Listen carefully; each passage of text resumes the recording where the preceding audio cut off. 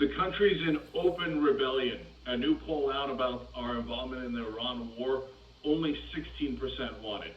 The overwhelming majority of regular Americans, left, right, and middle, say hell no to this war. Only a radical 16% say we should get involved in this war. Now, normally what happens is mainstream media will then cover up this poll. They'll show it once, and then they'll never go back to it, and they'll never reference it, and they'll never talk about how deeply, deeply, deeply unpopular this war is. So the mainstream media, at this point, they don't care. The mainstream media don't care. President Trump does not care. President Trump promised that in his term, there will be no war.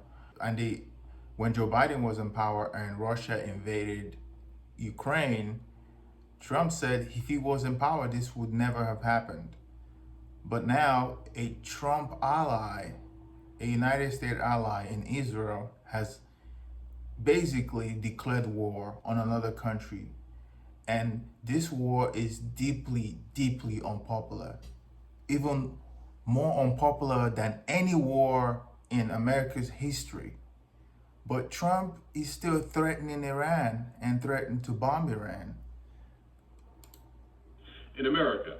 And all of our corrupt, crook politicians will come out and say, oh no, our beloved ally Israel needs us to go and spend a couple of $1 trillion on a war. Because all our politicians have been compromised. They are being funded by AIPAC, and they're being controlled by AIPAC. And the American people have no power over them. The only power we have is vote and protest at this moment. Because if you convince your congressman, the senators to try to impeach Trump, and you protest, come out and protest against this war, that's the only way that they can hear from the American people. Because they know this war is deeply unpopular, but if the American people sit on the couch and allow this to happen and allow Trump to go to war without congressional approval, then we are screwed. Make sure we fight it for them, and oh, beloved Israel, beloved special ally, and everybody else is an anti-Semite, and then they cover this thing up and they move forward, right? Well, here, we're beginning to see it, brothers and sisters. That's why we have an open rebellion. The left is in rebellion, the right is in rebellion now, and by the way, if you're not seeing the rebellion on the right, you're purposely blinding yourself to it. Yeah, there's a rebellion there's a MAGA civil war going on right now. And I'm going to show you some clips of that. Here's Steve Bannon talking about the war. You take care of your deal or not. You don't need us. Decide to go alone. Decide to reject it. No, we don't need you. We're going to go it alone. And the go it alone lasts about 6 hours. Not only do they want defense, they want us to go on offense. Don't believe me, Tucker Carlson's got a tweet up. I will not repeat the names on this show at this time. I have not verified that. But Tucker Carlson's on fire. We're now calling out names, naming names.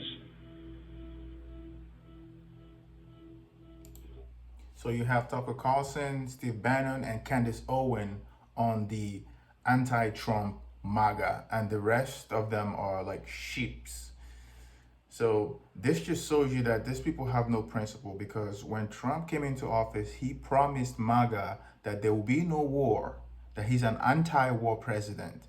Remember, the premise that Trump got into office is by overthrowing the establishment, which is the Rhino Republicans. And the Rhino Republicans are those that supported George Bush to invade Iraq. So that's just got to show you that there's no difference between Trump and those people that he criticized about Iraq war. And mind you, he did support the Iraq war.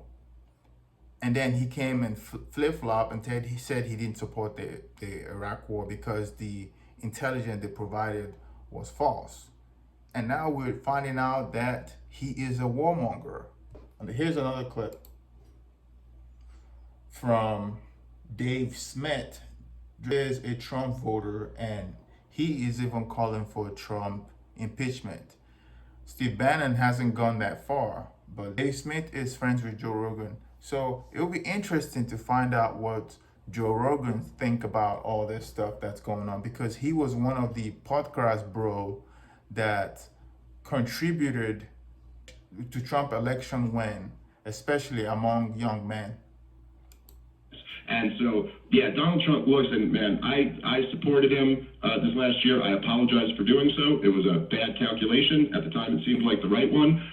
But he should be impeached and removed for this one, and not on some not on some ridiculous Nancy Pelosi. Of course, the Congress will never do it because they're all a bunch of corrupt hacks. This is the one thing they support. This is like Donald Trump should be impeached and removed for this. All of his supporters should turn on him. It's the absolute betrayal of everything that he ran and campaigned on and everything that he stood for. And I will say, despite the fact that, Donald Trump supporters had been labeled like a cult following, and that certainly is true for a percentage of his supporters, he is going to lose his coalition over this.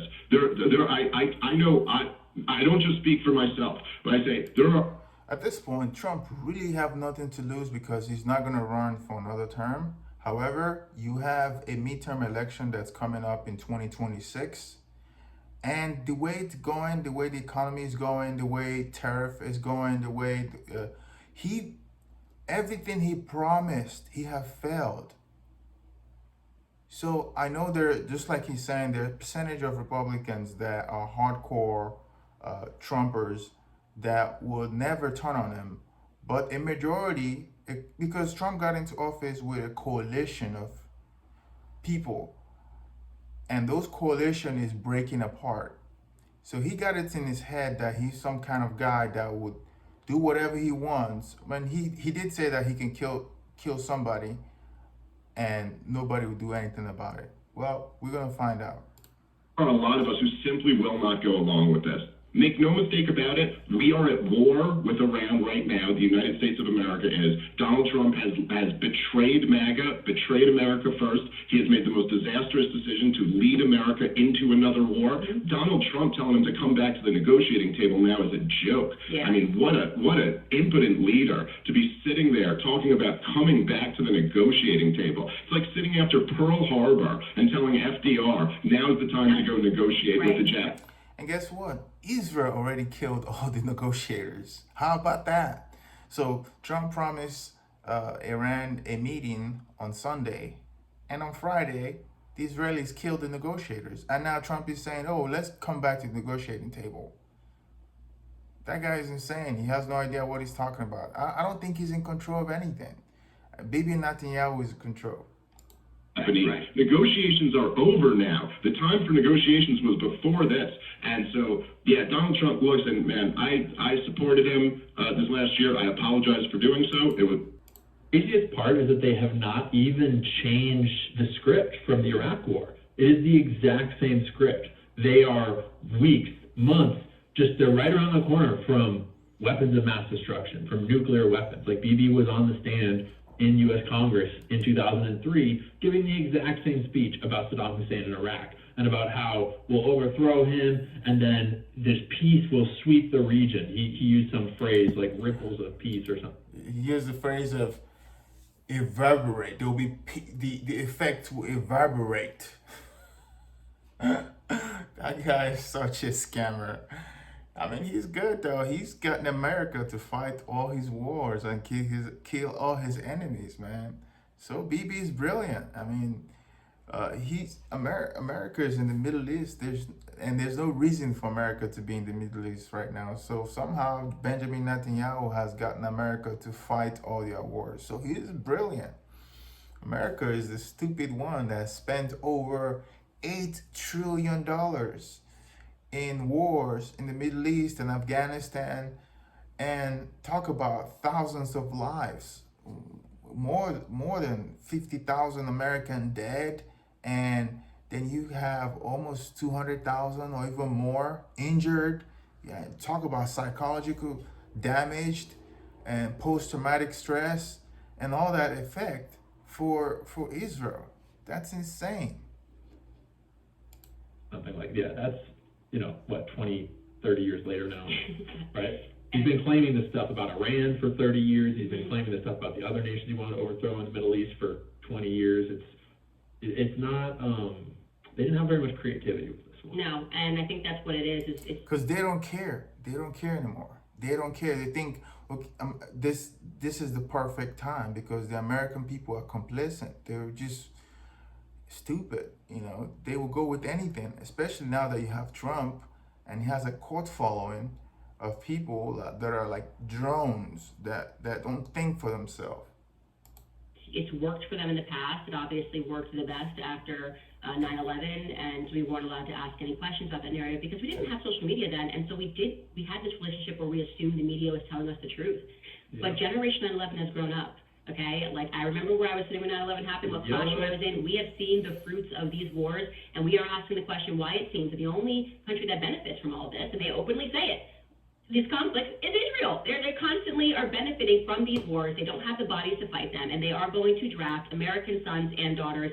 He's already giving that rhetoric that we must get involved. You know what, Skylar, could you pull the clip? I think I saw Alex Jones retweeted it, but it's Bibi Netanyahu basically saying that if we don't get involved in this war, New York is going to be bombed next, which sounds like a threat. First it's Tel Aviv, and then it's New York. Yeah. Right? Mm-hmm. What is it? I understand America first, but I don't understand America dead. Oh, yeah, that's it. Yeah, so if you don't Wow, what rhetoric, bro. do Israel first, then you will be in. It's just false flags, man. False flag operation. If Iran doesn't do it, which they're not going to do it, they're not going to bomb the United States if we don't get involved in this war.